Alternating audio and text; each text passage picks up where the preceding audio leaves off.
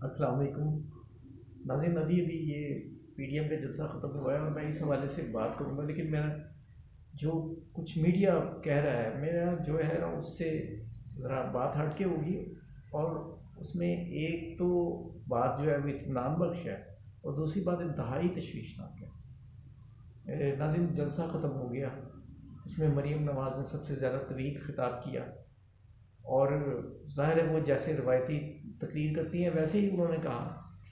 اب تعداد کے حساب سے بڑا ڈفرینس پایا جاتا ہے، لیکن یہ بات تو طے ہے کہ مقررہ وقت تک کوئی جلسے میں بہت کم لوگ تھے اور لاہوریے اپنے سٹائل کے مطابق لیٹ نکلے، لیکن اس میں کچھ انہونیاں ہوئی ہیں۔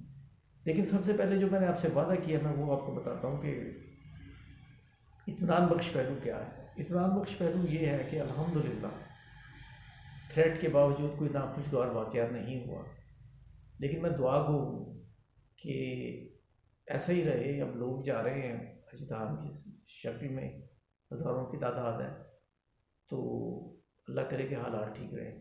میں ناظرین آپ کو جلسہ کامیاب رہا یا ناکام یہ میرا موضوع نہیں، اور نہ ہی میرا یہ موضوع ہے کہ میں آپ کو عمران خان کے پرانے جلسے سے اسے کمپیئر کروں، نہیں، یہ میرا موضوع ہرگز نہیں ہے۔ بہت سارے لوگ ہیں یہ بات کرنے کے، اس میں دو تین صرف جو باتیں ہیں وہ آپ کے سامنے پیش کروں گا۔ اس میں محمود اجگرئی نے باقاعدہ لاہوریوں کی توہین کی ہے، اور افسوس کی بات یہ ہے کہ مریم نواز صاحبہ نے اپنی اسپیچ میں یہ کہا کہ میاں صاحب نے کہا ہے کہ لاہوریوں کا نام احترام سے لیں، اور زندہ دلانے لاہور کو خراج تحسین بھی پیش کیا، کیونکہ لاہور کی سرزمین پہ سب لیڈر آئے ہوئے تھے اور ان کا دعویٰ تھا کہ پورے پاکستان سے آئے ہیں۔ لیکن کیٹیگریکلی لاہور میں دیدہ دلیدی کے ساتھ مینار پاکستان کے سائے میں بیٹھ کر انہوں نے، محمود اجگرئی نے لاہوریوں کی جو توہین کی ہے، اس پہ ان کا نام لے کے کسی نے بھی، بلکہ نام لے کے کیا، کسی نے مذمت تک نہیں کی۔ میں بطور ایک پاکستانی اس بات پہ شدید احتجاج کرتا ہوں، اور میں انہیں کہتا ہوں کہ آپ کی جو ہمدردیاں ہیں وہ پاکستان کے ساتھ مشکوک ہو چکی ہیں، کیونکہ آپ نے یہ نہ پہلی دفعہ کیا ہے اور نہ آخری دفعہ، اور نہ صرف دوسرا وہی ہوا جس کا ڈر تھا۔ اب حکومت کیا کرے گی کہ جی وہ جلسہ ناکام ہو گیا، اس پہ ڈیبیٹس ہوں گی، اور اس کے بعد پھر جو جلسہ کرنے والے ہیں، فیسیلیٹیٹرز ہیں، ان کے خلاف ایف آئی آر درج ہوں گی۔ لیکن میں تشویش میں مبتلا جو ہوا ہوں وہ اس بات سے ہوں کہ حالات تو واقعات کے عین مطابق خیبر پختونخوا سے ایک ایم پی آتی ہیں جنہوں نے اپنے ٹیسٹ کے لیے اپلائی کیا ہوا تھا، اور ٹیسٹ کے لیے اپنی سیمپل دیا تھا، انہیں یہ عندیہ ملتا ہے کہ ان کا جو رزلٹ ہے وہ پازیٹیو آ گیا، وہ وہیں سے ہی واپس ہو جاتی ہیں۔ لیکن اس کے ساتھ جو قافلے کے ان کے لوگ تھے وہ سب جلسے میں آ کر شریک ہوتے ہیں۔ ایک واقعہ یہ، دوسرا واقعہ یہ کہ ساتھ رفیق صاحب اپنے کارکنوں کو نعرے اونچی لگانے کا کہہ رہے تھے، اور اس دوران ان پر کھانسی کا دورہ پڑا، اور ساتھ والے نے انہیں سیرپ دیا اور انہوں نے سیرپ پیا۔ اب یہ معمہ حل طلب ہے کہ کیا وہ کرونا کا خدا نخواستہ شکار تو نہیں تھے؟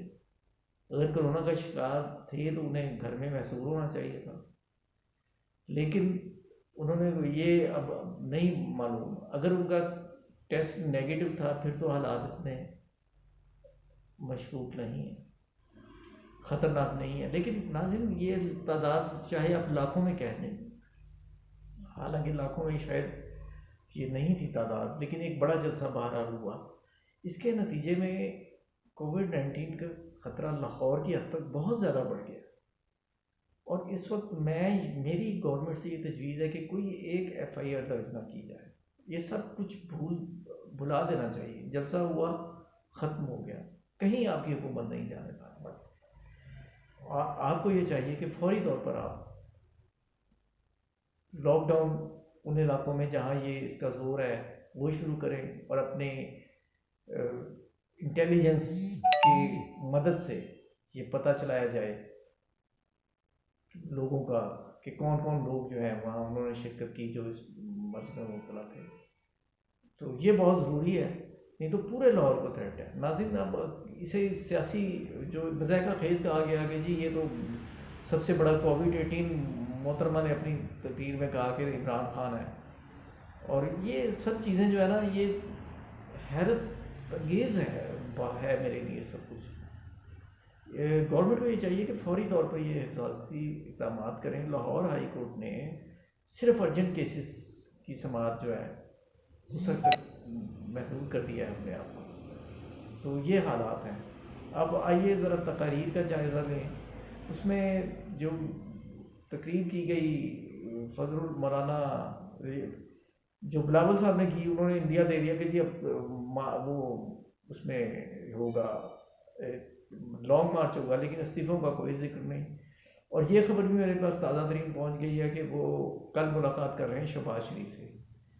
جیل میں ملاقات کے لیے انہوں نے وقت لے لیا ہے حکومت سے. حکومت نے تصدیق بھی کر دی ہے اس بات کی.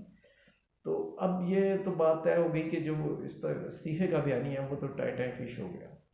اور اب مولانا صاحب نے جو اپنی اسپیچ کی اس میں انہوں نے کہا کہ 31 مارچ کو ہم یہ لانگ مارچ کریں گے، 31 مارچ استعفے دیں گے، 31 مارچ کے بعد پھر وہ فروری کے پہلے ہفتے تک لے گئے. اور ناظرین آہستہ آہستہ یہ اور آ گیا ہے. یہ پاکستان بننے کے لیے ہے اور پاکستان کو اللہ پاک استحکام دے.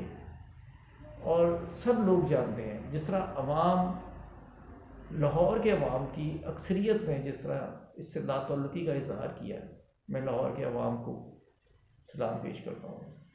اللہ پاک آپ کا حامی و ناصر ہو. اور جو تقریر انہوں نے لاہوریوں کے حوالے سے کی ہے اس کے بارے میں ایک تاریخی حقائق میں کسی ویڈیو میں مفصل طور پر پیش کروں گا، لیکن اب لاہوریوں کو بھی سمجھ لینا چاہیے.